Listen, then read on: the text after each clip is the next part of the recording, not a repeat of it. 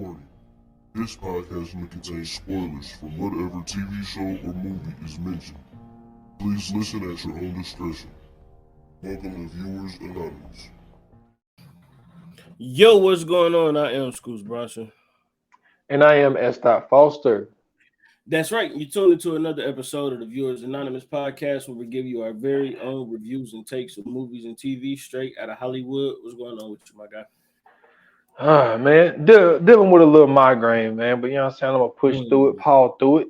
You know what I'm saying? That's what we do. You know what I'm saying? Out here on these streets, man. We got to, especially like when it came to this pod, because this is a pod that I've been wanting to do for a long time, man. Because I think that this story there's a lot of moving parts. You know what I'm saying? Mm-hmm. So but I was really, really excited to do this one, man. But how you feeling though? Everything good with you? Man, I'm feeling good, feeling great, man. I had to handle some business today and got it out the way. Ended up, you know what I'm saying, getting a few hours of some work in and ended up paying off very nicely. So I ain't got no complaints today, my guy. That's what's up, man. Glad to hear that, man. Glad to hear that. Oh, so listen, man. Just to reiterate, just to let you guys know, I know we talked about it at the end of the last episode, but we're going to talk about it twice this episode because this is super, super duper important. Not only do I want you guys to like, share, and subscribe to like, share, and follow the podcast, but make sure you definitely subscribe to the podcast. We just put out our new subscription. It's only $2.99 a month. You can join in, get extra episodes on top of the episodes you already get. It's video and audio as well, just like this one is. And listen, man, ain't no telling what's going to be in there. We got a lot of plans that's going into this. So make sure, man, if you really enjoy this podcast and you want that extra content, make sure you hit that link in the description to subscribe. It's only $2.99 a month. We will not disappoint you. So, well, hey, I found out today because, like, you know, you handle a lot of this stuff. So, you know, you were telling me about it. So I didn't really know. So I'm sitting there. I think it was Friday. Yeah, Friday. Yeah. So a lot of no, wait a minute. Well, it was either Friday or Monday. Mm-hmm. And no, it was Monday because a lot of pods didn't drop because it was Juneteenth. So I was like, man, you know, check out one of our old pods. And I go to click on it and the trailer play. So some of our old shit is under the subscription. Oh yeah, I put them in. So if we got a lot of great material that I feel like that would never get old. So absolutely, you know what I'm saying? Like, just go back. I'm telling you, because the great thing about this podcast is the fact that, like, a lot of the movies that we do, they're already out. Like, there wasn't all new movies and stuff like that, and it might just be something that somebody just fucked with. Oh, you know what I'm saying? I watched that movie. You know, let me go listen to the pod type of thing. Mm-hmm. So that's the one great thing about it being under subscription is the fact that, you know, there's some stuff that, you know, a movie that you might have fucked with, and we've already done it. You know what I'm saying? $2.99 ain't bad. So I just want to throw that out there. I'm glad you did, because we did a test run of our behind the scenes, something that we are adding in there as well. So if you guys like that behind the scenes episode, if you want more of those, it'll be in our subscription service. Make sure you get that, click that link. Trust me, it's worth it. And I mean, think about it, man. You spend $3 on stuff that you don't really need. Might as well go ahead and support the podcast you love, right? Yes, sir. Man. Get on in there.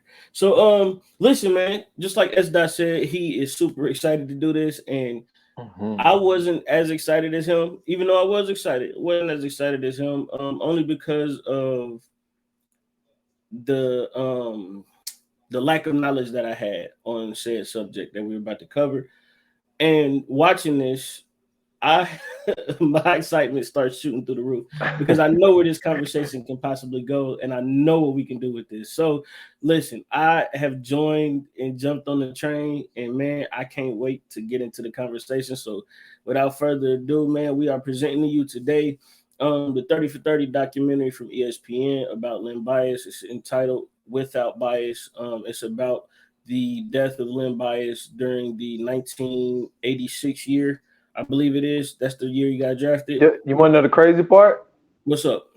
Yesterday was the anniversary. He died I June 19th. I was just about to say that. I was just about to talk about that too. So that's what I was looking at as I was watching the documentary. I noticed that when they were showing the footage of everybody, kind of being around the dormitory that they was in and realizing what was going on and getting the news that it had said June 19th, 1964. And I was like, yo, that's no, I mean 86. 86.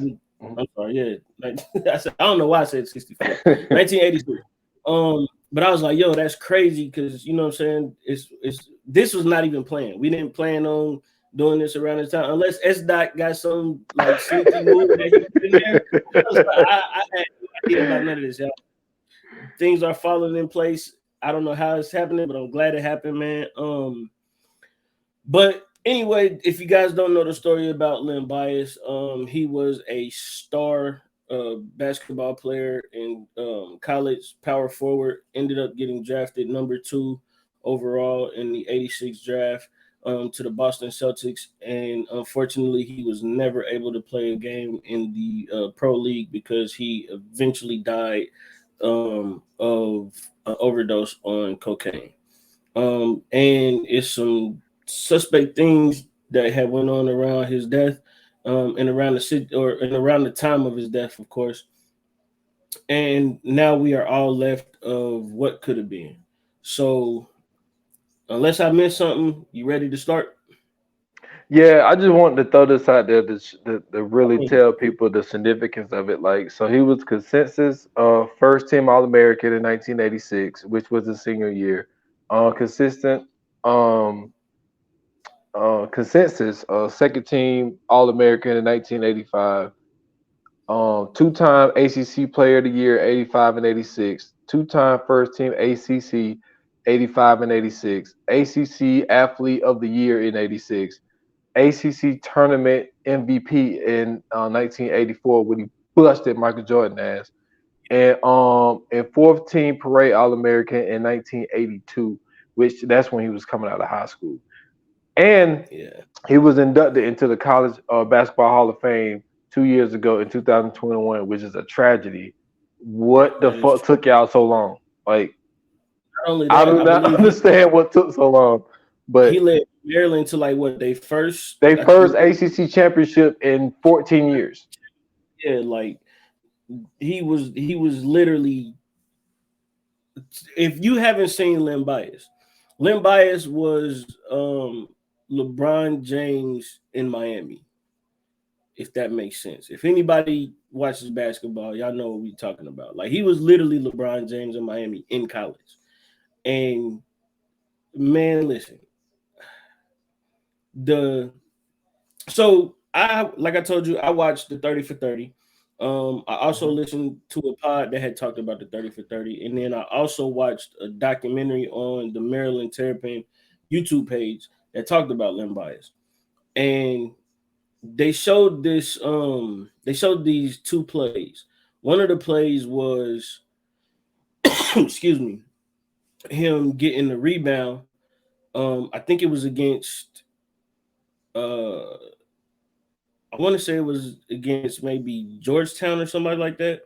And he got a rebound and he came down and he literally did a reverse dunk over 3 players. And then the second play was against Duke where he got a steal. And he literally went up and did a reverse dunk on somebody to basically help win the game. And it was like late in the game. It was a super, super important shot. He showed out doing that. And at that time, that was stuff like that was unheard of. You didn't really see a lot of people doing like reverse dunks. You didn't see a lot of people doing like windmills and stuff like that in the 80s, except for like, I don't know, like maybe like Dr. J or something like that, or maybe a Dominique Wilkins. For a guy that's a power forward to be as agile as he was, as fast as he was, as strong as he was, and at his height, That's something that we've never seen before, and at his size as well, because it's not just his height, it's his size. So to see somebody like that, like we've never really seen that before in the pros. And like today, we look at LeBron James and we like, oh yeah, LeBron is this. But imagine LeBron James playing in the '80s and doing everything he's doing now, and pretty much you got Len Bias. Yeah, man. And the crazy part about it, man, this dude vertical out of this world and had the prettiest fucking jump shot. Like that shit was so pure. Just the way that he came up, his release, the way it came off. To have a dude that's 6'8", 210, and not only being as fit as he was, like the coach was like, he was always the first to be done with his suicides. He was always the first to hit the weight room. They said this dude, like going into, you know what I'm saying, his senior year, they was like, his junior year, going into his junior year, they was like, this dude was working out with the football team during the summer. And you could see it because you look at everybody else's body. Everybody else's body did not look like Len Bias' body. That's why you made the perfect example of saying he was LeBron James with Miami, because his like just how cut up he was and how muscular tone he was. It wasn't a lot of people really doing that in the mid '80s like that. People wasn't like basketball players wasn't really lifting weights like that, because Jordan didn't even really start lifting weights like that until like 95. No. I'm lying. 80, like around 90, 91, because he got beat by but by Detroit 2 years in a row. And they beat him up, and that's when he started lifting weights. And Detroit won in '88 and '89. So he started doing. Like, he ain't even then. He wasn't like super cut. I mean, he bulked up. You could tell he bulked up, but he wasn't like super cut. Like this dude was like, he was like cut. I'm talking about like a diamond, bro. Like he had the stature. And the crazy part to me, like watching his highlights and like when I was watching him play and just the stuff that he was doing, I'm like, yo, he could. This is one of those guys that, like, when you talk about older players who could transition into other generations and like other leagues, he's definitely one of them. Like he's up there with the greats. Like I feel like if he would have came into the league, and I said this off air too, excuse me, Jordan would have had a problem. He had already had one. No. I'm talking about after the older generation got up out of there. I don't know if it would have been a six ring thing if Len Bias was in the league, man. I'm sorry. Like, cause come on, bro. Like, so for the people, you know what I'm saying, just to give you a glimpse of what I mean when I say that, like, so he was going to the Celtics. The Celtics had previously won a championship in '85. They traded someone away to get Gerald Henderson. And cash. They got they traded. It says that the Celtics president, general manager, had dealt guard Gerald Henderson and cash to the Supersonics for the 1984 pick. Gerald Henderson, whose son ended up playing for the Bobcats. The Bobcats with Michael Jordan. Yeah. So which I thought was super dope to find out that his dad was his dad was, you know what I'm saying, a player in the league. It's crazy to see the, you know what I'm saying, the generations in the league, man. So because when they had talked about it, I was like, Gerald Henderson. I'm like, bro, he ain't that old, bro. But then they were talking about Gerald Henderson Sr., so I was like, oh, okay, cool. So they ended up getting the second pick from the Supersonics. The Sonics ended up being super horrible that year, and they were already getting like I said, they already won a championship, and then getting one of literally the best player in college that next year would have took them to maybe about another good 3 or 4 championships easy. You had Larry Bird, you had Kevin McHale, and you had Robert Parrish, and then you putting in Len Bias at that. Like, what couldn't they do with a team like that? Like, they would have ran the East for years to come. But just to give you guys a quick glimpse at this draft, Brad Daugherty went number 1, came out of UNC. I'm sorry. Then you had Len Bias go 2. You had Chuck Person in that draft. You had Ron Harper in that draft. You had John Sally in that draft. You also had Dale Curry, Steph Curry's dad. You also had Scott Skiles, Mark Price, Dennis Rodman, Nate McMillan. Who else was in that? Kevin Duckworth was in that draft. Jeff Hornacek was in that draft. Who else is in there that I know?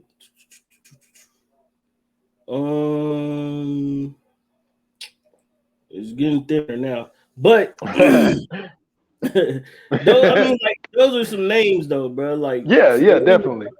From there, Jay Billis. Jay Billis was in that draft.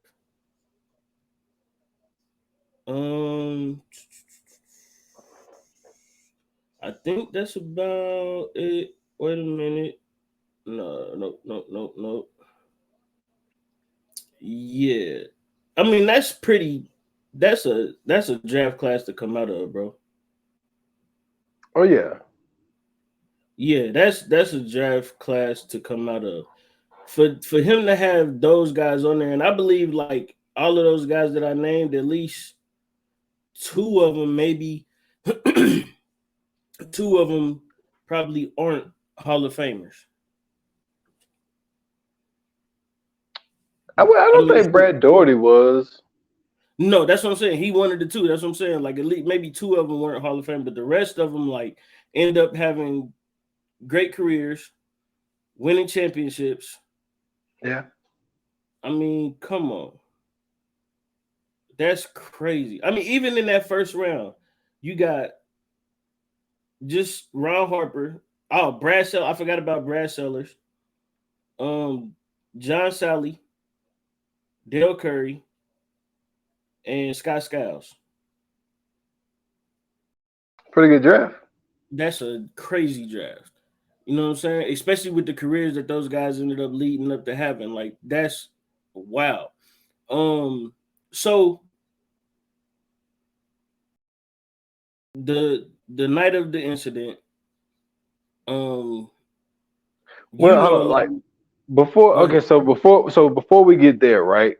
Like leading up to the incident. So the previous year before he got drafted, 85, Len Bias flew up to Boston to have a workout with Red Auerbach. Yeah. And so they did the workout or whatever to give him because they knew we drafting this kid. So they did a workout, get him used to the city or whatever. So Len had it in his mind I hope Boston draft me. So he's all about Boston at this point. Go out, breakout year, and draft come around, and Boston get the second pick, and they draft him. So he, him and his dad flew up to Boston. You know what I'm saying? They go, they do the draft. Well, no, they went to New York. They do the draft, and then they went to Boston, and they did this whole deal. He did a deal, 5-year endorsement deal worth $1.6 million with Reebok, which $1.6 million in 86. That is a lot of money, a lot of money. So he was real happy about getting the deal with Reebok or whatever, whatnot. And the reason I bring it up because his dad was saying that Danny Ainge had came and picked him up, and they had went out, and he was just he was telling his son, be careful, boom, boom, boom, all this type shit. So everything was cool, and then they went back to Maryland, and you could take it from there to the incident or whatever. So before we get there, I'm glad you brought this up, right? Let's talk about this endorsement deal that he got, because I think that that's super important to kind of let you know what type of player he was. Because as we know nowadays, dudes are getting endorsement deals left and right. We know this is just the norm for star players now. Before now, when you go back to the 80s, for a player to get an endorsement deal, you had to literally be the guy. It was only Magic, Bird, Dr. J, and then Jordan came. Jordan got his in '84, Jordan whatever. got his, like later. Yeah, and so it wasn't a lot of people. It was like a handful of people who actually had endorsement deals, and then like they had the Converse joints except Jordan. But even then, like Reebok was still building themselves up. But the ones came out in '84. Yeah, the ones came out in '84. Jordan was drafted in '84. Why did I think they came out later than that? Dude, buddy, all y'all people. He got a deal after he came out too. Yeah, you ain't seen Air? I ain't watched it either. I ain't watched that. I ain't watched that shit either. I'm not watching no movie about no shoes. He ain't in it. But no, he got the deal. He got the deal in '84, and it was so crazy. Like the one thing that I do know about it is just because I watched that Soul Man. I don't know if you watched that 30 for 30, but like the league like fined Jordan for wearing those shoes because they were like black and red or some shit like that.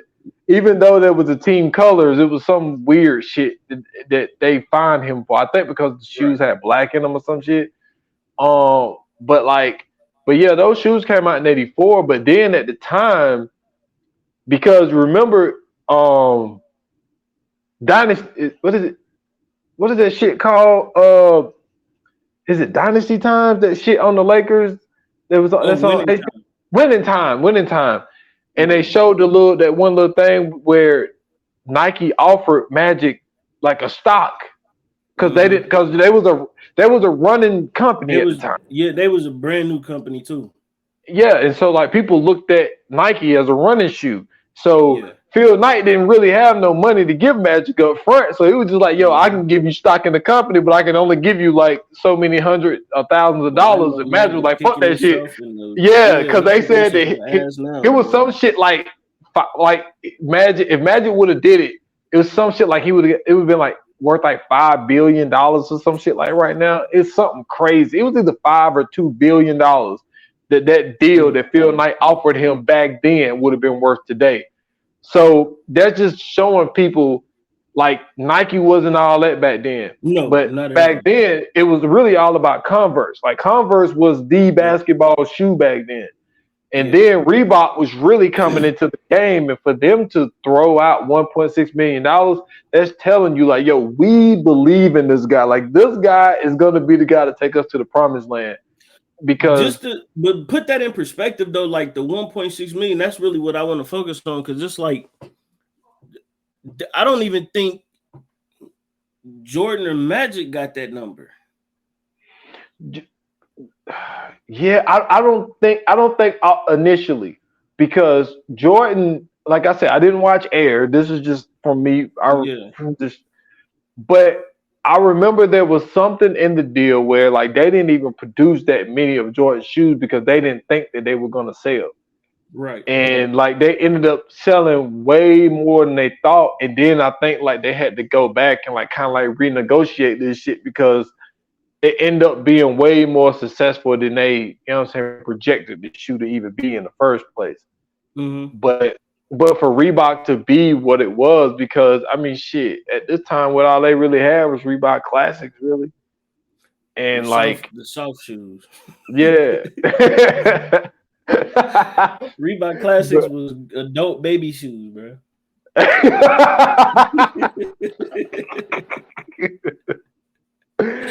But that's listen, man, that's crazy. So okay, just to clarify. You are correct. The shoes came out in '84. They were released to the public in '85. So you are definitely correct on that.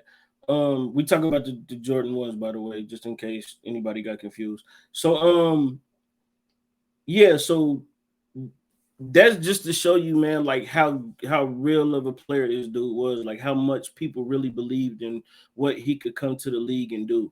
The fact that before he even stepped on the court, before he was even able to play any of that, he was already getting a deal for $100+ million.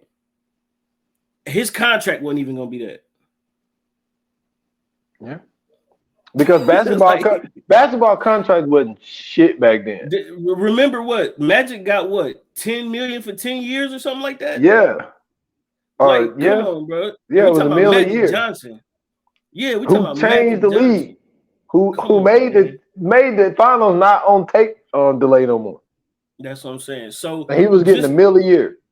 Absolutely. So just to let you know, like, this is the type of player that we're talking about. This is the status, the star status of Len Bias, man. The fact that him just, and this is the second pick. This ain't the first pick. This is the second pick. Mm-hmm.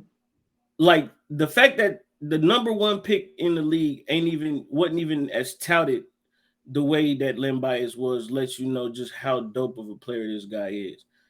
So, and the only reason Brad Daugherty went first was because another thing people got to understand, it was a big man game back then. Yep.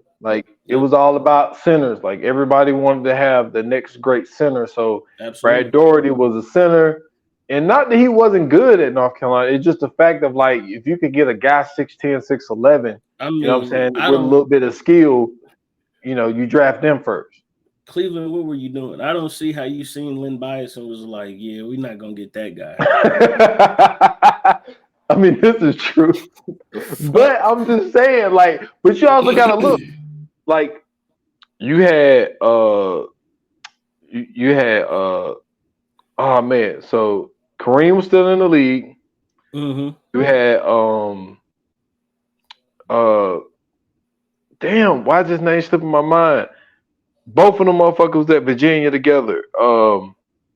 Sampson. Ralph Sampson, he was in the league. Damn, man, what was the other dude? Because there was two centers that played together. No, they was at Houston. It was at Houston, and I can't remember who the other one was. But, like, there was a lot of you had Robert Parrish. You know what I'm saying? There was a lot of centers in the league at the time. So it's just like, yo, if you can get a good center, because that's who they really ran their offenses through back then. So, same thing with Jordan. Remember, they drafted the Blazers, and everybody say he was a bust because he got hurt. Nobody remembers his name to this day. I knew his name too, man. It slipped my mind. You want to know what's crazy? Everybody knew his name because somebody put it in a rap lyric, and that's the only reason. That's the only reason who dude was outside of that year. Light-skinned dude, man. God, man, I know his name. But look, I got to defend him for a little bit, though. So, number one, Sam Bowie. That's his name. Yep, Sam Bowie. Sam Bowie. Jay-Z said that. Sam Bowie. Yeah, but they already had Clyde. And y'all was really missing a center at the time. And you already had a two-guard. See, people kill the First of all, hindsight being 2020, everybody want to kill the Blazers because of what ended up happening. But Clyde wasn't no slouch. You know what I'm saying? No. Clyde was a good fucking player. And why? They ended up playing together too on the Bulls for like a small minute. Yeah, so it's like there was no need for them. And then Jordan wasn't the prospect that y'all thought it. When Jordan came into the league, it was just raw athleticism. Yeah, that's all it was. Because he wasn't a great shooter. No, forget the 3-point line. Like, get that shit the fuck out of here. He developed that throughout the years. But in the last three-peat, it wasn't even in the first. It was the last three-peat. Yeah, so like when he first came in, it was like, yeah, he had work ethic out of this world. He had athleticism out of this world. But like Jordan wasn't the prospect. So. But the only reason I'm saying what I'm saying is because, yeah, you're right. When you look at Len Bias, and I was able to, so during the one thing, I'm not going to say good thing, but the one thing about the pandemic was, you know what I'm saying, there was no sports. Right. So there was time that needed to be filled. In 2 games that I watched that they played, one game was they showed the national championship with Texas Western and Kentucky. Yes. They were the first black lineup, to win the championship. I call that the race bowl. But they showed, that's one game that they showed during the pandemic, and another one was the North Carolina Maryland game in '84. Len Bias. It was really the second half. Like the first half, it was all right. But when that second half rolled around, man, he buzzed Jordan ass. You hear me? Like, man, Jordan couldn't do shit with him. And he was a sophomore. I mean, bro, he's 6'10", bro. What well, Jordan 6'8", but same thing. And he was a skinny little frail man. Jordan was. He wasn't gonna be able to do nothing with that, bro. I mean, this is true, but man, real quick though, I just want to let you know just how stupid Cleveland was, because I just want to go down the I just want to go down their roster of power forwards in the 86, 87 year, okay? All right. They had Hot Rod Williams, Ben Paquette, Scooter McCrae, and Keith Lee. Yeah. Yeah. Imagine what they could have did with Mark Price, Ron Harper, Craig Elo, and Len Bias. Jordan would have never beat them in the playoffs, bro. I'm sorry, man. Hey, I'm gonna tell you somebody else who lucky. Well, I don't want to say. Hold on. Let's just put it this way, because I was about to phrase it, and it was about to sound bad. Mm-hmm. But I don't know if Detroit would have got those two. If Len Bias would have been in the lead. Who was gonna get pushed in the paint? Hey, okay. Hey, can you imagine what Len Bias would have did to Len Bias? Let me tell you something. You're not moving him, bro. You're not. Hey, Len Bias would have pushed him, and he would have fell on the floor. There's no way, bro. There's no way, bro. Dude was too. He was. Man, listen. I'm talking about literally, bro. He was the total package. He really was, man. Man, he really was. Crazy. It's definitely a tragedy, man. Absolutely, man. You know, and fuck the basketball part, because really, like, seeing some of the interviews and seeing, you know, the people that was talking about him, like, you know what I'm saying, he was a good dude. Like, everybody I mean, I know, yeah, except Tribble, but we'll get there. We'll get there, because I got a theory. It came that way. I got a theory. But when we get there, we'll get there. But he seemed like a really, really good dude, man. You know what I'm saying? He had a girlfriend. Seemed like they was gonna take it serious, and you know what I mean. Like he just seemed like a guy that was very dedicated. A guy that I think that was gonna go into the league and really be. You know what I'm saying? Even though I don't really believe in it, but like I think that he was gonna be that role model, the type of player that the league needed, especially during that time. Because, you know, the subject, yeah, that, and also like we know what the league was going through at this time. Like there was a lot of drug problems in the league, and we ain't even got there yet. That's what I'm saying. Ladies and gentlemen, buckle up. This is gonna be an episode because we got a lot to cover.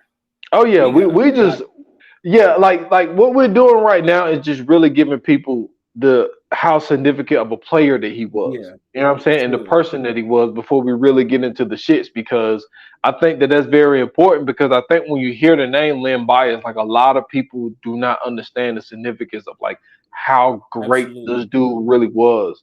You know what I'm saying? Because I think because this documentary came out in 2016. So I think a lot of people who probably saw it, it's been some years ago, and it just kind of really slipped their mind. But like this is one of those situations where I felt like it was very necessary to tell the people, just like, y'all think Jordan was good, y'all think Charles Barkley was good, y'all think, you know what I mean? Like this dude was gonna come in the league and with the Celtics, come on, man. Let me tell you something. If Charles Barkley was doing what he was doing in the 90s at 6'4", imagine what Len Bias would have been doing, bro. Like, come on, man. What are we talking? Like, fam, this dude was reverse dunking in college over 3 people with the ease. I'm talking about he literally had. I'm being for real when I say this, bro. He was literally LeBron James before LeBron James. Man, that dude was nice, man. And see what was so great about being, because like at the time, all I really saw when the documentary came out, all I saw was highlights. So it Right. was great to be able to watch a game, the whole game, Yeah. that ACC championship game against North Carolina, and like that's when you really get to see like, oh man, like this dude did not have a flaw in his game. Like even though he was like raw his freshman year, because they was saying like he was a raw player, he just had raw talent. But once he really understood the game, became a student of the game, Yeah. it was nothing today. And we're talking about back then. It was really only, excuse me, it was really only two conferences. That was it. The ACC and the Big East. That was it. And that's what all of really 90% of the talent that was in the league that was good was coming out of the ACC and the the Big East. So Yeah, absolutely. Because Villanova, Georgetown, Georgetown, those were running the DePaul, Big St. East. John's, like Yeah. Because Syracuse was in the Big East back then. Mm-hmm. So yeah, like it was, yeah, those was them joints in the ACC, man. Like those were the two basketball conferences. Absolutely. But yeah, we can definitely get into the shits now. Yeah, so I'll let you lead on this one because, like I said, you got a lot more information on it than I do. Okay. So I'll let you go ahead and take the reins on this one. But pretty much we talking about the night of Len Bias's death and everything that kind of surrounded that and what ended up culminating into that. All right, so basically, so after returning home, like I said, he was coming from Boston. After returning home back to Maryland, he drove to the campus of Maryland, which he left the campus around about 2 a.m. He drove off campus, and that's when he got with Treble, Brian Treble. And so they went to the dorm room, and so they chilled out for about, 3 to 4 hours or whatever. And a couple of other teammates had ended up coming through, which was what's my dude name? Hold on, wait a minute. I had his name right there. Not Forbes. I'm sorry, y'all. Oh, Terry Long and David Gregg. So they're in the room, and like they actually stopped at a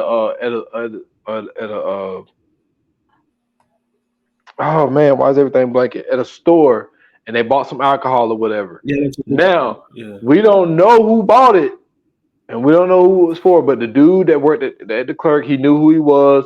He ended up signing him an autograph or whatever, whatnot. He was like, the dude was just saying, like, you could tell they was going to go party or whatever, probably celebrate. Time out. Let me tell you something, bro.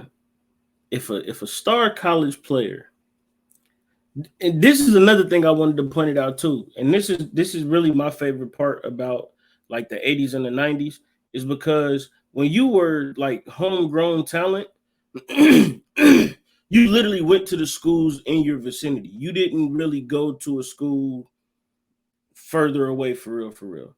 Like, I mean, that was something that, like Larry Bird, him going to Indiana, well, he went to Indiana State, right?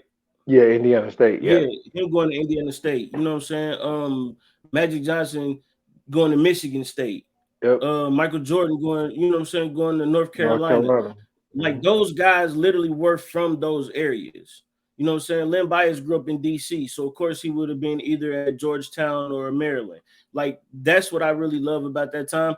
And so imagine the town that you live in. This is a dude that usually probably is around the area all the time, and then he's a star player at that. Like everybody knows this dude. It's not a question in the world. Everybody knows this dude. Not only does everybody know him, a lot of people really probably grew up with him. Yep. So he got the so he got the autograph from the dude. So they go back to the room. And the way that Brian Trevor put it, he was just like, yo, you know what I'm saying? We just all in there, we drinking, we sniffing a little coke. And he made it seem like, oh, well, I know Len did it a few times. And so, he was like, so we all just, sniffing, whatever. He said, then all of a sudden, he was like, he noticed something was going on with Len. And he was like, then all of a sudden, dude started having seizures. And so he was just like, he was unconscious and he stopped breathing. And then he was just like, yo, then I knew at this point I had to, call emergency and all this type of shit.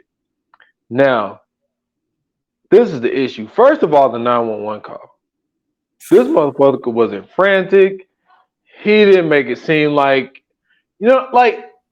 first of all, you never know how you're gonna handle the situation until you end it. That's number one. So I'm not gonna judge him just off of that.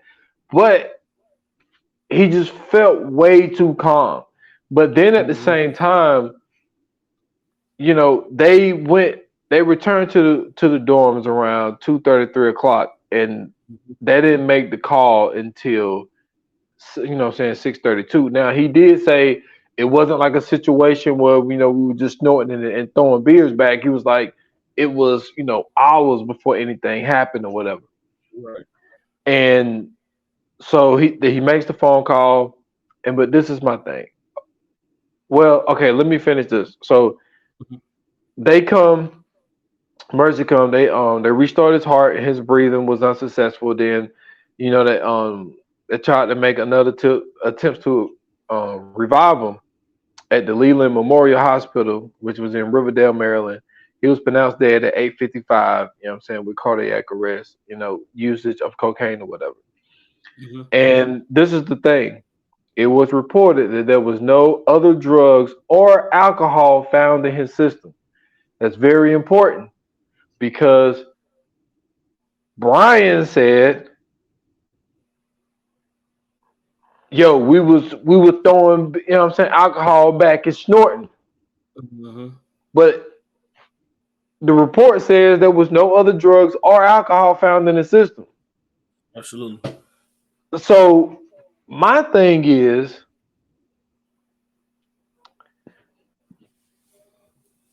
my thing with Trouble is I felt like this is just S. Foster talking here. I felt like there was some jealousy there. Absolutely. And I felt like there was some jealousy there, and I think that his whole plan was like, man, you know what? Like, this is bullshit. Like, I don't know if he felt slighted somewhere. I don't know if he felt that he should have been in his position or whatever the case may be. And I know this is reckless speculation that I'm about to do here, but even though I do believe, I just when you look at his body and the way that his work ethic was and the other people that was around him, I honestly do not believe that Len did anything before this. I agree. I totally agree. But I felt like something was sprinkled into his or something because no. So that's where I disagree with you at. That's where we part. Like, I agree. I don't think he did anything outside of that either. But the fact that when the coroner came back and was talking about the potency of the cocaine, he was saying that it was pure. And this is what we was talking about before we started. To start off that way, right? Like, you've never done any kind of drug or drunk or anything like that, and then to start off with pure cocaine is bananas, because that's a totally different level. With pure cocaine, you can literally freebase pure cocaine. Like, you can smoke pure cocaine. So, you know what I'm saying? Like, when you get cocaine in most instances, you can't do that.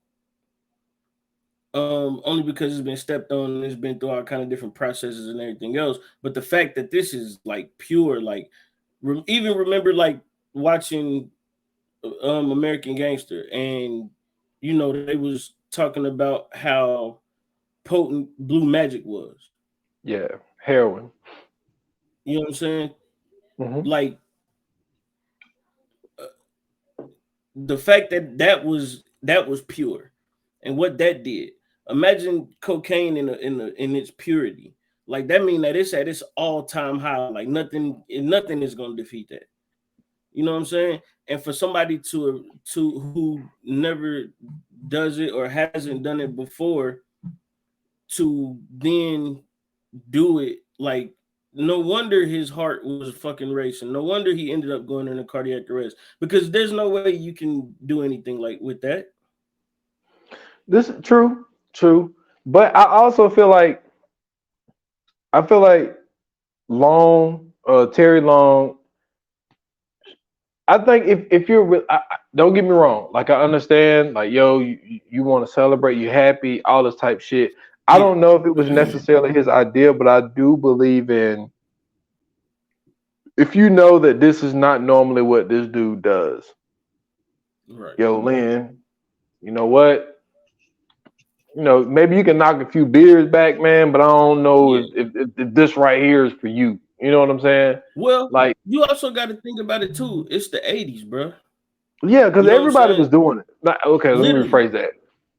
It was this time, so we talking about 86. Like, obviously cocaine is, saying, like we always say this, it was more of a white drug. It was a drug that was it was a rich man's drug. A rich man drug. And a lot of people, I mean, if you watch Studio 54 and documentaries on that type of shit, like it was a drug that a lot of rich people were doing.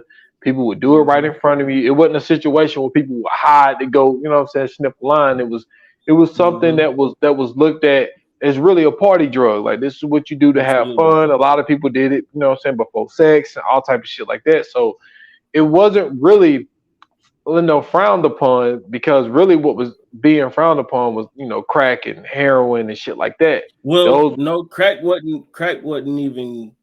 Crack wasn't weird, because that wasn't really developed until like later 80s, early 90s. Yeah, so crack had like literally just hit the scene. Yeah, so even though Brian Tribble was like, yo, like, another teammate had, we're knocking at the door. He's like, we would hide it because, we didn't want everybody to know that we were doing it, whatever, whatnot. But I just felt like, Brian had different intentions. And I think that once he saw that it either worked, or his whole point was to get, I think that Trouble probably knew, like, look, I've been doing cocaine for a while, but this is the purest shit I've ever had. But since I've already been doing it, my body is a little bit more immune to it than he is. Absolutely. I like, my whole thing is like the tampering. What we do know that it's been proven is that actually all these motherfuckers got charged with the shit. You know what I'm saying? But the other two dudes flipped on Tribble and testified against him. But we all know that there was some tampering. And that's where I'm like, yo, if y'all really my boys, for number one, like, at least, like, my thing is, I feel like if it's a situation where I do drugs or whatever, and you second pick in the draft, I watch you take care of your body. You know what I'm saying? All you care about is basketball. You just signed this $1.6 million deal. You know what I'm saying? If we in a room, I'm like, you know what, Scoots? Like, I do this shit. I don't know if this is for you. You know what I mean? Just, you know what I'm saying? Knock back a couple of beers or whatever, whatnot. You know what I'm saying? You can have fun by doing this shit. Like, don't do this shit. This shit will ruin your body, whatever. But, like, I just feel like something should be said. But, like, if this dude is really your friend, this dude has been your teammate, and y'all are sitting here staging shit, you know what I'm saying, before you call the ambulance, I don't know, man. I don't know how I feel about these dudes. Like, I gotta totally. Well, I mean, you seen in the doc too, it also talked about how later on down the line, Tribble ended up getting arrested for dealing cocaine. And so, off rip, you already know, like, well, we know how he got it now. You know what I'm saying? Triple. Yeah, in October 1990, Triple pled guilty to a drug charge following a 2-year undercover sling operation. And so he was sentenced to 10 years and 1 month in prison. Yep. So to me, right, like, and this is the thing that I was thinking, right? Like I was trying to like give him some grace, because I was thinking, like, in my head, you know what I'm saying? They said that they were friends, so like this is your boy. He about to go to Boston. He about to be in the league. He about to be big time.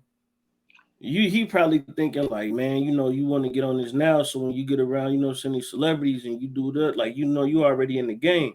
Because I know how those guys think. Like, especially with somebody who they consider like a square or whatever, right? Like those guys really be on that, like, man, you know, you wanna get ready, man. So when you get out there, you know, you ain't looking like no punk, man. You ain't looking like no square.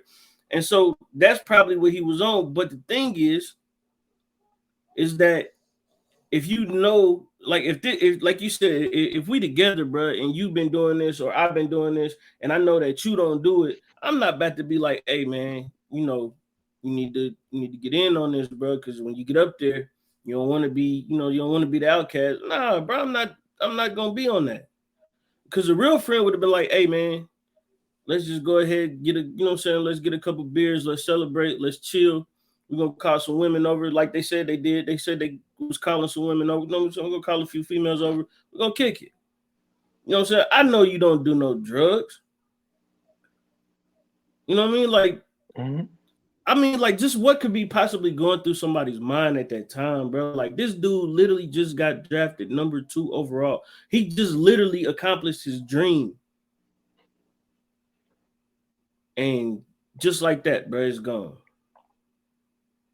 Just like that. And then we knew that, you know, with somebody that's gonna be all over the news, like it was, like became a story, became as big as it was, like somebody had to take the fall.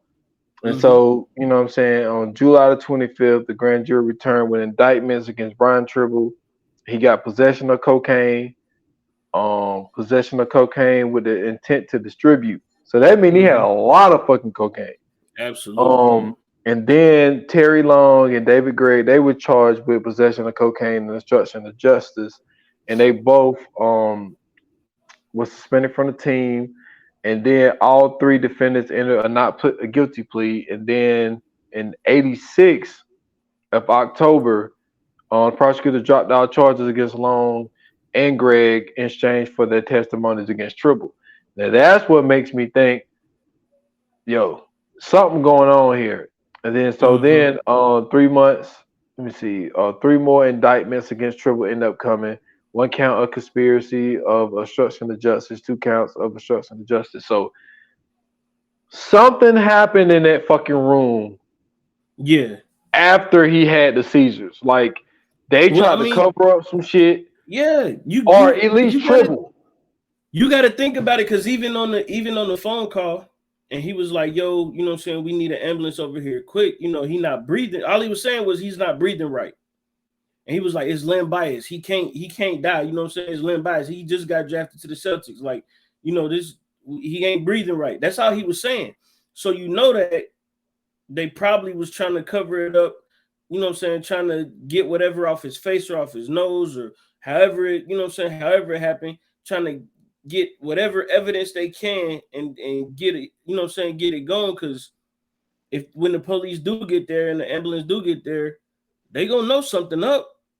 Yeah. Ain't no way you just, you know what I'm saying, like, come on now. And then you there, 2 other people there, it's gonna look like y'all probably tried to set them up. Yeah. And that's why I say, man, something is not right about this situation. And it really sucks, man, because I just feel like in this type of situation with what was on the horizon, because usually you would think, yo, if he gets into the league, you know, that whole thing of like, if one make it, we all make it. Yeah. I felt like when it came to Triple, man, I just honestly feel like he didn't feel that way. I agree. Like listening to the 911 call and then listening to him talk. Mm-hmm. And then for the report to come back that no other drugs and no alcohol was in his system, and for you to tell a story of, oh man, we just knocking our beers back and Yeah. Why the report say there wasn't no alcohol in the system? And for you to say this, so if this came out 2016, maybe this interview was in 2015, 14, whatever. Right. For you to still say this, knowing that the report came out that he didn't have no alcohol in his system, and for you to still say this, it feels like you coached yourself into the story, and it's like that's all you can say. And even you said it. You was like, "Yo, he looked like he on cocaine right now." like he literally looked like he was still doing drugs, bro. Yeah, Triple. You know, he's not looking too well. You know what I'm saying in 2016, but like for him to still be rolling with that story, man, it makes me feel like there was something else going on in his room. I don't know if whoever he got these drugs from, he had like a conversation. Was like, yo, what would happen if somebody who never done cocaine before do this shit? You know what I mean? Like I wonder if that type of conversation was had, and to where I feel like he might have peer pressure Len into doing it. You know what I mean? Like, yo, man, come on, man, just go ahead, Len. Like I'm telling you, man, it's gonna be so you're gonna have so much fun, man. You know what I'm saying? You know, you gonna feel good. I'm telling you, man, you just got drafted, man. You deserve this shit, man. You know what I'm saying? You deserve to get high, you know what I mean? That's what I'm saying. You don't want to be no square, man. You be in the square right now, man. Like, come on, man. Everybody doing this. You know what I'm saying? You get to Boston, you know what I'm saying? You get all that money, you be around all them celebrities, man. You got to. This is what everybody doing. So I mean, like, this is the most important part when I, you know what I'm saying, when I was asking you to bring up the importance of cocaine in the 80s, and you know what I'm saying, just like you did. Yo, cocaine was the drug of choice of celebrities. You know what I'm saying? Like you said, Studio 54 and all that. We already know. Entertainers, all that stuff. Not only that, crack just hit the streets. So now the fact that crack is taking over and doing what it's doing to, you know what I'm saying, urban neighborhoods and lower income neighborhoods, everything was pretty much on the hush until this happened. You know what I'm saying? Everything was a go until the death of Len Bias, and then we end up getting these super harsh drug laws to where I believe it was like 5 grams of crack 5 grams of cocaine got you 5 years, to where 5 grams of crack was getting you 10 years. You know what I'm saying? Hold on. What did you say? It was 5 grams of crack, but it was like 500 cocaine. Like whatever it was like the biggest fucking gap.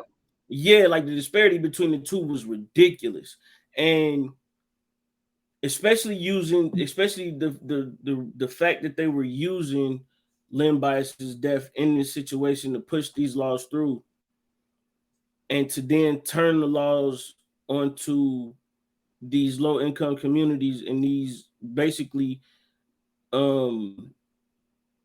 misprivileged communities, if that's a word. I believe that's a word. Y'all got to quote me on that.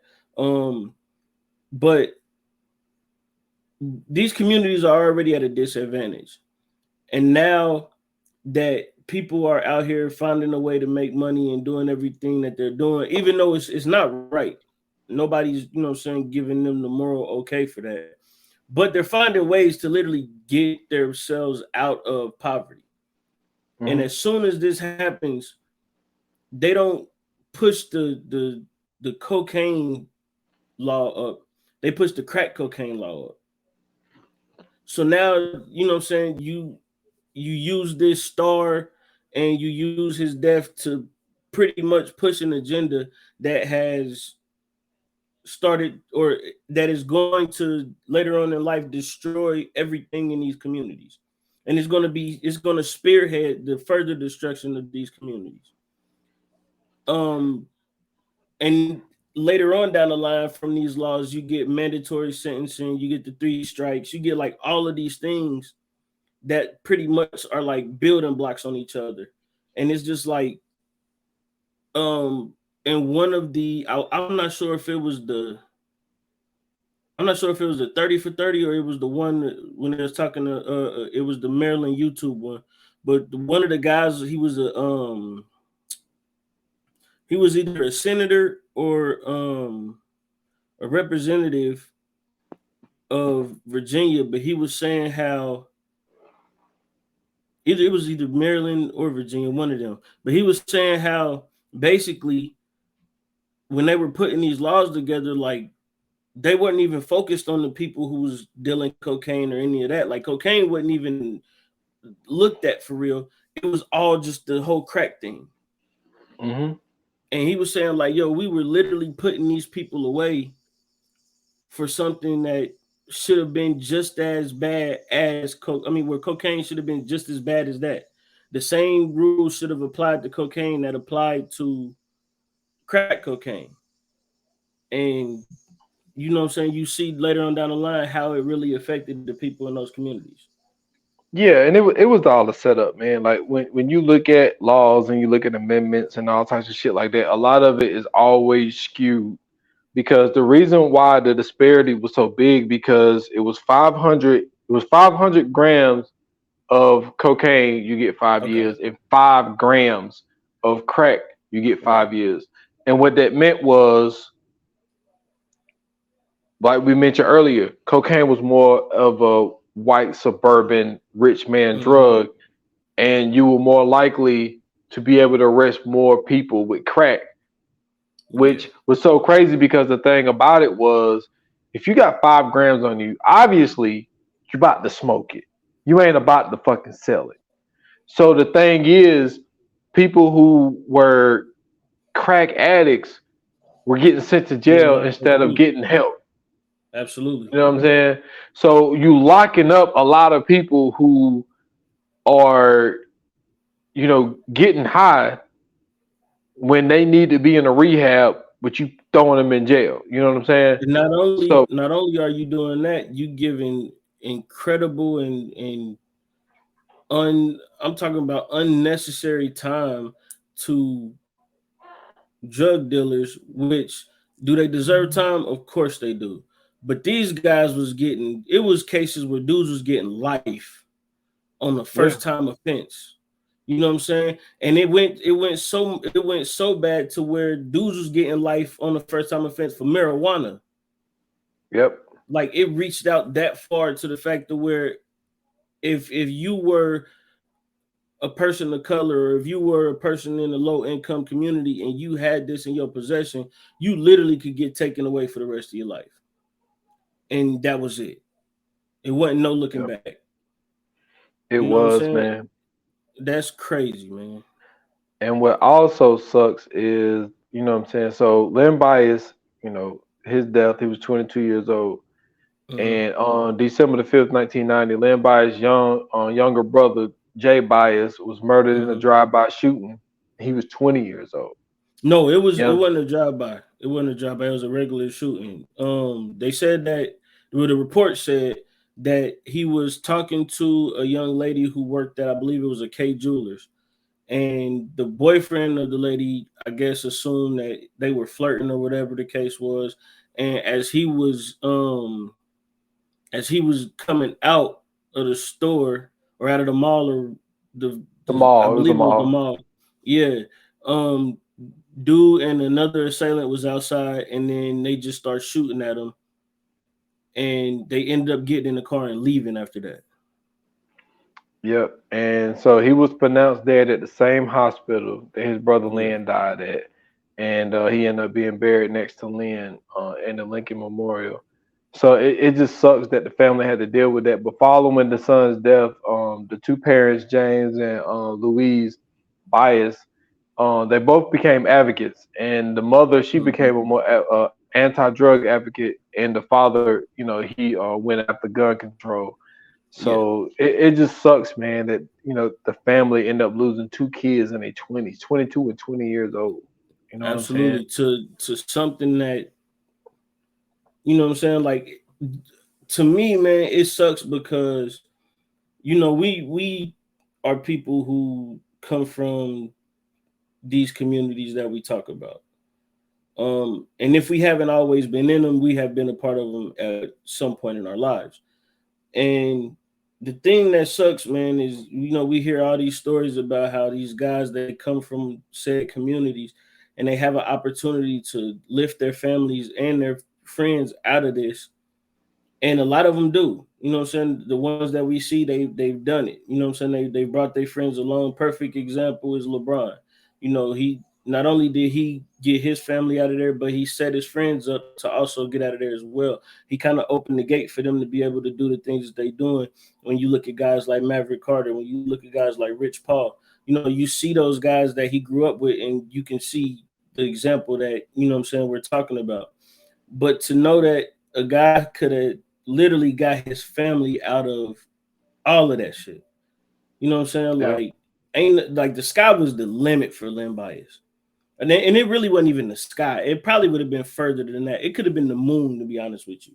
Like, that's how great of a player this guy was. And there was no telling the legacy that he could have left being in Boston. You know what I'm saying? Them winning the championship. Because remember, I think they had won the championship that year. They lost the championship in '86 and then came back and won it the year after that.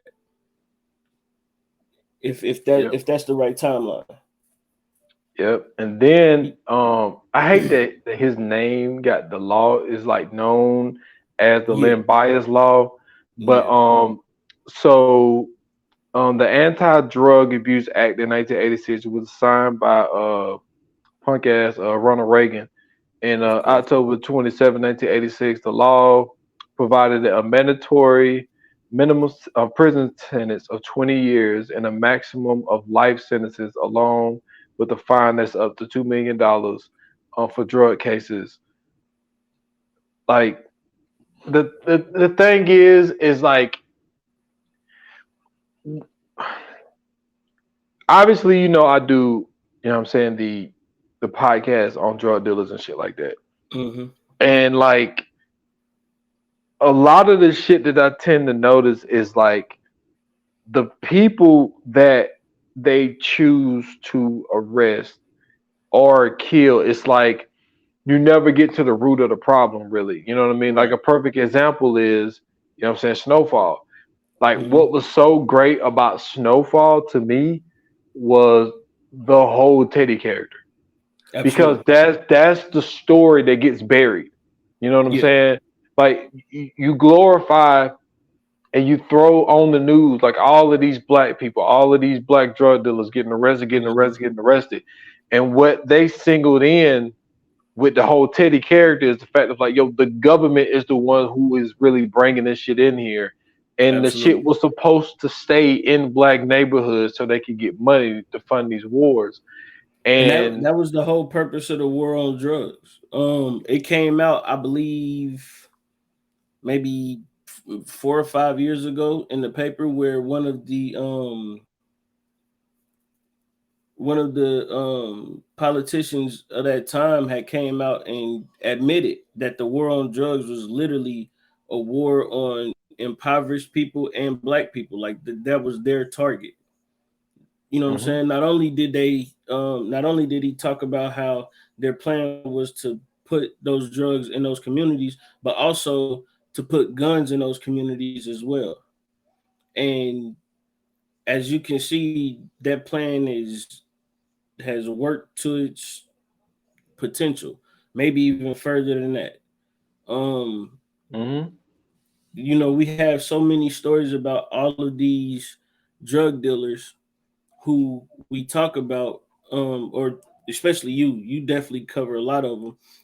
And I think that is dope that you do shine light on those people, because if you ever like look at our history, especially just in America, when we talk about all of the people that have come up and all of these families that have gained wealth and everything else, and a lot of the people who are major players in today's society, their family started from some type of criminal activity in America. When you look at the Kennedys, their family is famous for bootlegging. You know what I'm The saying? Rockefellers, During the Prohibition. Yeah, the Rockefellers, the same thing. the Trump. Yeah, like the Bushes as well. You know what I'm saying? Mm-hmm. Like a lot of these families are famous for doing some type of crime.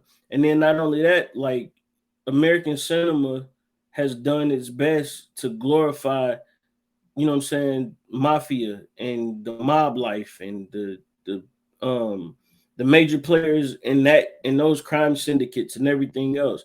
Like we get John Dillinger movies and we get the Godfather movies and we get all of these stories only to turn and we get to see, that happened to us and it's not the same outcome. Because even if, even when we did that, we had a enemy that was against us. It seems as if like when the mafia was doing their thing and the the families was doing their thing, it really wasn't anything that was against them. Like they try to make it seem like the police were against them, but it was like, fam, come on. Like it's different when you out here dealing with the police and then this dude is dealing with the FBI and the CIA. You know what I'm saying? And the ATF and all these other government agencies that literally have jurisdiction over the whole country compared to the local police who, if they go 30 miles down the road, they got to stop their police car and you pretty much home free. You know what I'm saying? So it really shows you just the perspective of how unfair we've been treated in this country. But not only that, man, just the fact that to see somebody who has so much promise and the just like I said, man, I'm going back to this, just the legacy that he could have left. What he could have did, not just for his family and his friends, but his community in general. And then you got to think about this too, like dude was from DC. And that's where, that's the capital of the country.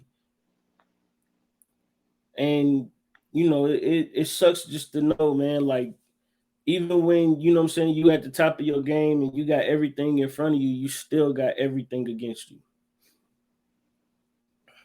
Yep. So true, man. So true, man. Sad story, man. Absolutely. It's just one of those things where you hate to hear that, that could have been, and it's so crazy that I'm pretty sure that look, there could be more, or these might be the only two, but like, well, two totally different circumstances. But we got the Len Bias situation when he's drafted by the Celtics and never was able to play a game, and then you got the situation of Ernie Davis. You know what I'm saying? Yeah.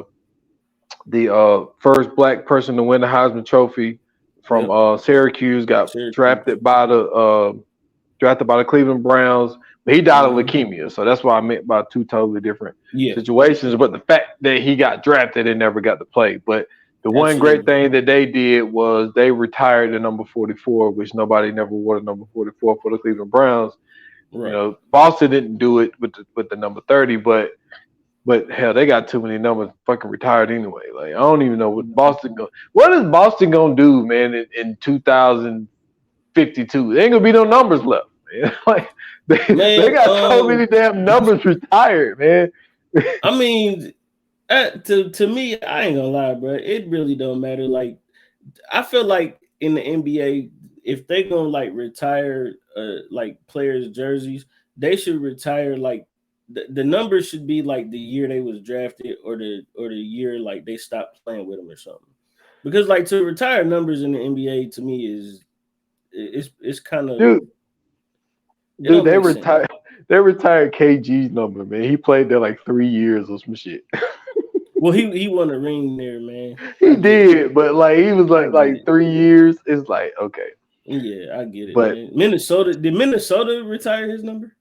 Man, Minnesota better have retired at 21. What's going on out here, man? How does Boston do it and Minnesota don't? That's crazy.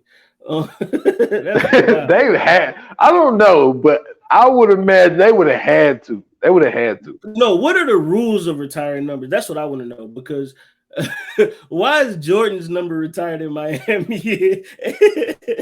Like, what is that? Like, I mean, I know he was killing Miami, but come on, bro. Yeah, I have no idea. I would.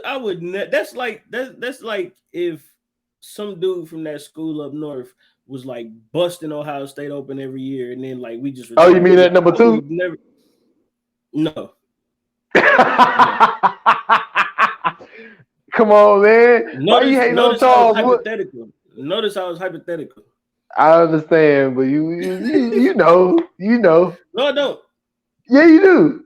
No, I don't. I don't acknowledge him. I don't acknowledge the other dude that be on ESPN in the mornings. Talk about that 21. I don't acknowledge him either. Yeah, I don't acknowledge him either. I hate when I see them on TV, man. During that time, sorry. That's the worst. I'm sorry, man. Hey, I feel you on 21, but 2, that was my guy, man. That was my guy.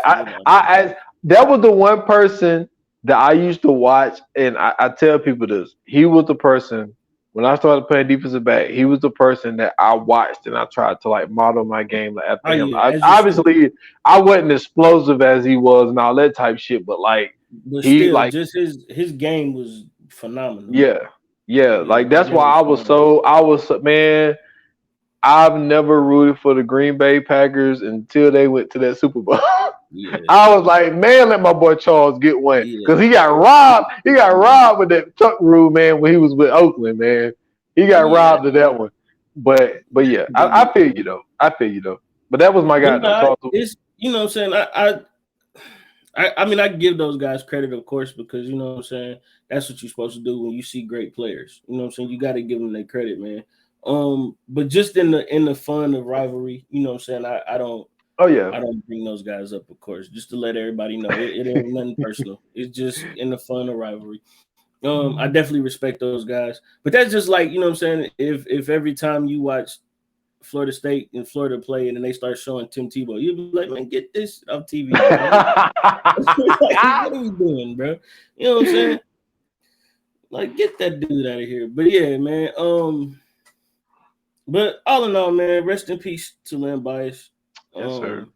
Unfortunately, we never got a chance to see what could have been. And I think that him being in the league, like I said, man, that really would have changed the trajectory of the NBA, because of a lot of people. Yeah, like at the time, you got to remember, like the NBA was big on the rivalry thing. Like the Larry and Magic thing came at the perfect time for them. And that was something that they literally rode till the wheels fell off. So imagine if you would have got that with Jordan and Bias. Oh my God. Oh my God. You talking about some historic moments? I'm telling you, man, Detroit. Would have been a Bad Boys documentary, man, if Len Bias would have made it to the league? I don't even know. I think the Bad Boys definitely would have been, regardless. But as far as being as successful as they were, I don't think they would have. Only because of the way that team was built, bro. Like I said, them 4 alone, like, ain't nothing you could do with that, man. Young Len Bias coming out, dunking on everybody. Then you turn around and you got all those vets shooting everybody lights out. Larry Bird just doing what he do best. I'm talking about just imagine that. Len Bias comes down, get the block. Oh, he kicks it up to Larry Legend for 3. Man, that would have been crazy, man. Yeah. I'm talking about you listen, that would have been we probably would have seen the first 4-peat. We might have. We might have, because been able to see the first national TV 4-peat. Because Larry, you know, with his back issues and shit. But see, this is the thing. He didn't really start having real back injuries until the early 90s. So we're talking 86. So he still had 86, 87, 88, and 89. He'd have never had a bad back injury. Well, this is the thing, though. Even Red Auerbach was like, yo, like Larry said that he was going to show up to like rookie camp. He was like, Larry never came to that shit, but he was like, yo, he fucked with Len that much. He's like, oh yeah, remember so much so that when Len Bias passed, they said that Larry Bird and Michael Jordan sent flowers to the Bias family, just out of respect for, you know what I'm saying, his greatness and who he was. And that's what I'm saying, bro. Like, he was just in college. Mm-hmm. Like, we literally haven't seen a guy that good in college, and I don't know how long. Maybe Zion, but he couldn't shoot. That's what I'm saying. Like, I would say that. Like, we literally never seen nobody that good in college since, probably. I mean, like, you know, you came off the dome with that one, man. It's tough to pinpoint a guy, but I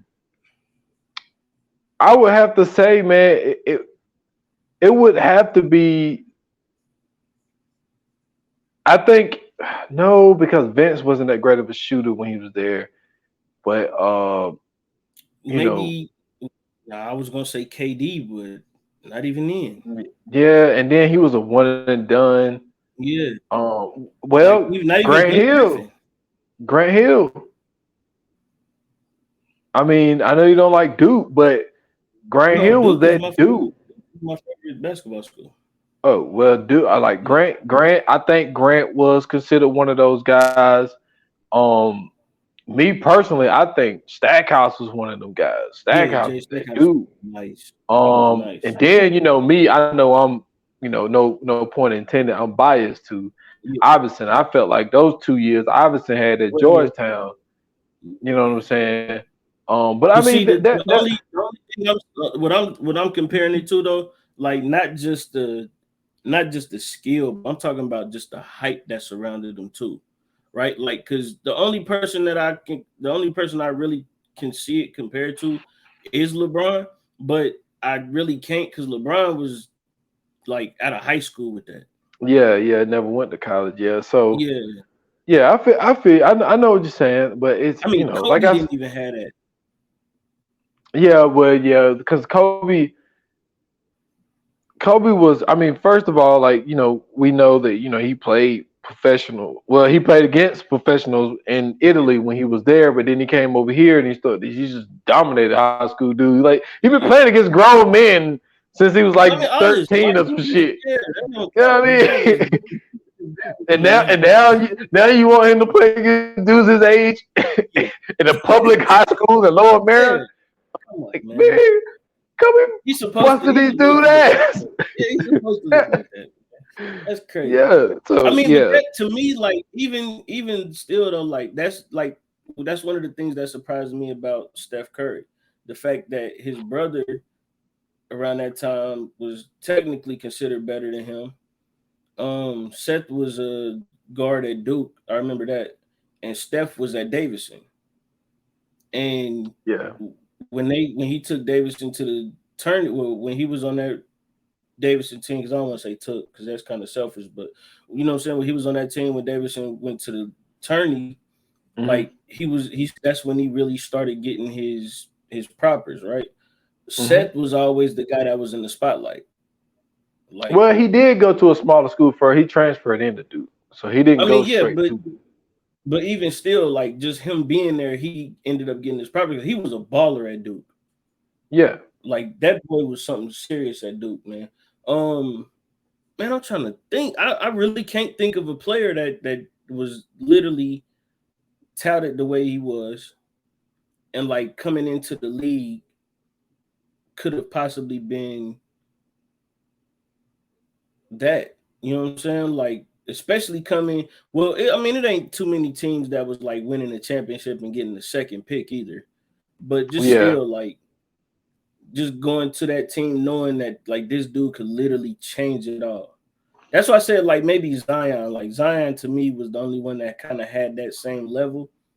Even though he didn't have the same skill set, but still just the fact that he was able to, like, the way that they talked about him and the stuff that was surrounding him.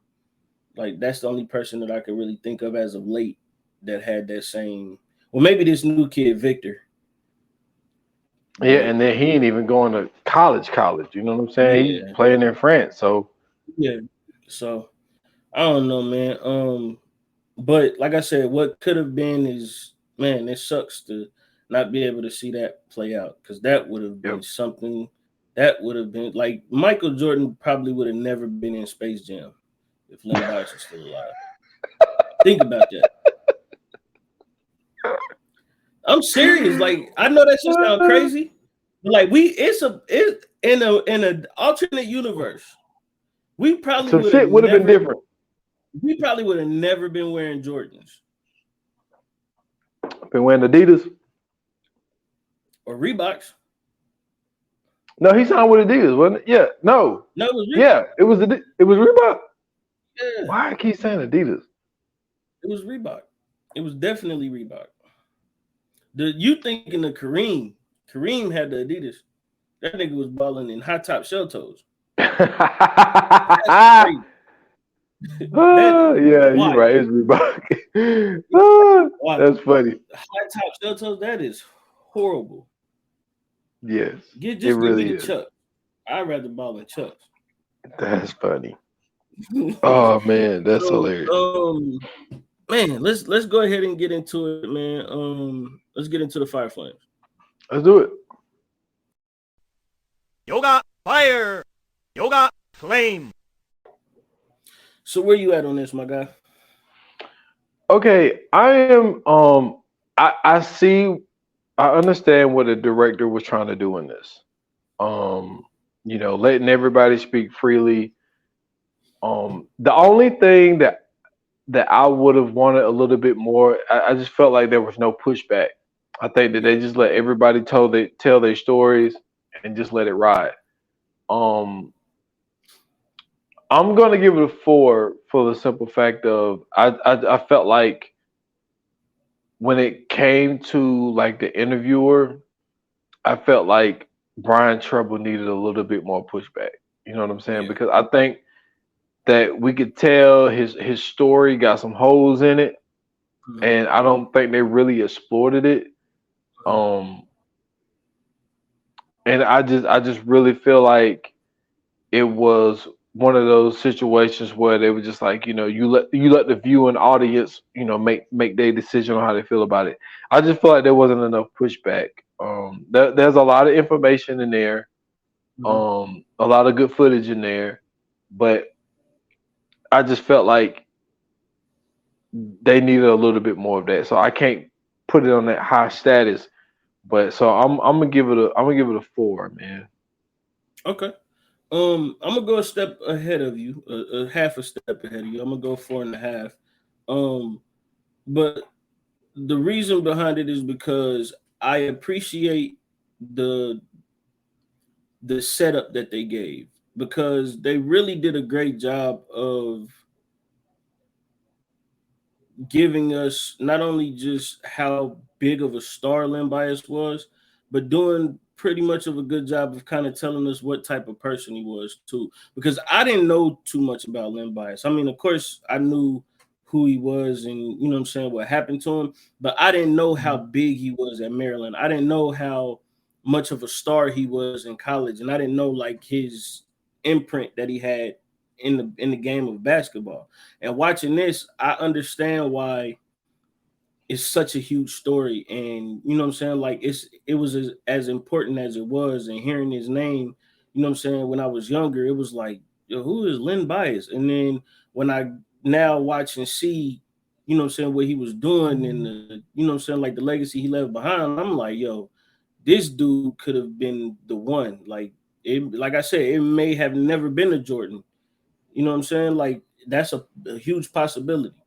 And so I definitely appreciated that. I also appreciated them kind of going into the aftermath of everything. You know what I'm saying? When we talk about the Len Bias law and how, you know what I'm saying, that affected the communities. Not only that, just, you know what I'm saying, just knowing the landscape at the time. They did a pretty good job of talking about that too. So I think it was super informational, which documentaries are, but a lot of documentaries kind of skim over things. I don't feel like that they skimmed over too much. You made a great point in the whole Brian Tribble part where they didn't really get too much into that. But I think that they did a great job of, you know what I'm saying, highlighting and spotlighting who he was and how great of a player he was. And I think to me that was kind of a little bit more important than really, you know what I'm saying, like highlighting his death.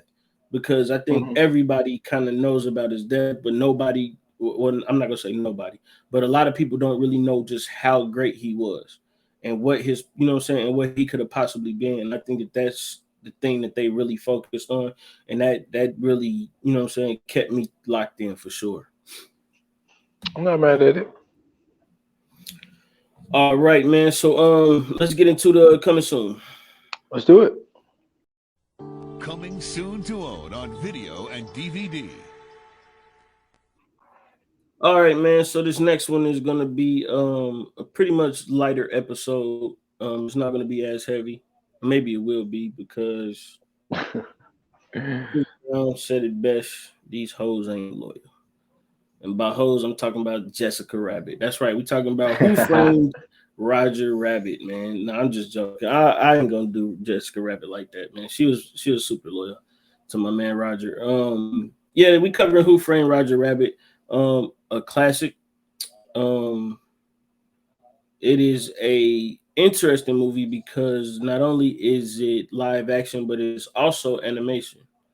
If you know what I'm saying, you grew up, you was watching Space Jam and all that, I don't think that would have been possible if they didn't do Who Framed Roger Rabbit the years before. So tune in with us and get ready. If you haven't seen it, find it and watch it. And if you have seen it, watch it again. That way when you listen, man, you could be you could be on the train with us, man. Yes, sir. Yes, sir. It's gonna be an interesting interesting one to cover. Absolutely. And this was a fan pick, right? Yep. Yeah. So shout out to you. You know who you are. Yeah, that's gonna be a different one. Yeah, I haven't seen it in years actually, so it's gonna be interesting going back and watching it. Yeah, and then watching it with adult eyes as well. Yeah, so, yeah, it's been a while. I haven't watched this shit since I was in like middle school or some shit. Yeah, so this is gonna be I might have to take notes on this one. Yeah. So check us out, man. I can't wait. But if you are one of those people who knew a lot about Len Bias and his legacy, if you're somebody who didn't know too much about Len Bias, or if you are one of those people who dislike Jordan and you know what I'm saying, you wanted somebody to take the spotlight from him, and now you know that Len Bias could have been the one, hit us up, let us know on our socials, Instagram and Twitter at View Pod. You can find us on Facebook, VA Pod Watch Group. Don't forget, we also have the community on Twitter. So we definitely talk about all kinds of different topics and movies and television shows in that community. You can, you know what I'm saying, exclusively post there and all those other things and see exclusive posts from us as well. And also don't forget, man, you can subscribe and get exclusive episodes only if you click the link in the description. Make sure you do that so you can see all the extras that we have in store for you guys. And if you would like to follow me, you can follow me on Twitter at Scoots Bronson. I have a link tree in my bio. You can follow me everywhere else there. And y'all can find me at s.foster8 on Instagram and on Twitter at 28 minutes or less pod. That's just on IG. Follow the podcast 28 minutes or less. The last episode is 124, which is Creed 3. So go check that out on all major platforms. And that's all I got, man. That's what's up, man. So with that being said, thank you guys for tuning in. Thank you guys for listening. Thank you guys for watching. And until the next episode, we are out of here. Like they say in Hollywood, that's a wrap. Cut.